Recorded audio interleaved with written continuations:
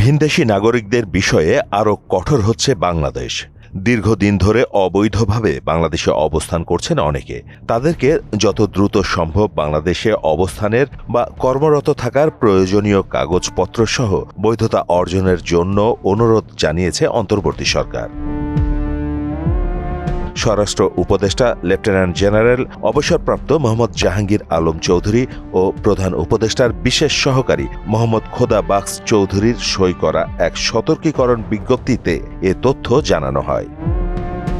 বিজ্ঞপ্তিতে বলা হয়, বিভিন্ন সূত্রে অভিযোগ পাওয়া যাচ্ছে যে অনেক ভিনদেশী নাগরিক অবৈধভাবে বাংলাদেশে অবস্থান করছেন এবং অবৈধভাবে বিভিন্ন প্রতিষ্ঠানে কর্মরত আছেন। যেসব বিদেশি নাগরিক অবৈধভাবে বাংলাদেশে অবস্থান করছেন বা কর্মরত আছেন, তাদের অবিলম্বে বাংলাদেশে অবস্থানের বা কর্মরত থাকার প্রয়োজনীয় কাগজপত্র সহ বৈধতা অর্জনের জন্য অনুরোধ করা হয়েছে। সুদবিহীন ব্যাংকিংয়ে আত্মশুদ্ধির পথ এনআরবিসি ব্যাংকের ইসলামিক ব্যাংকিং আল আমিন।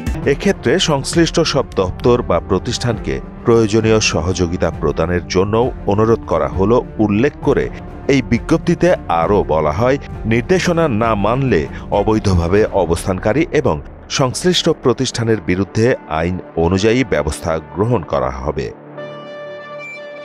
মাহমুদ হোসেন, মোহনা ডিজিটাল।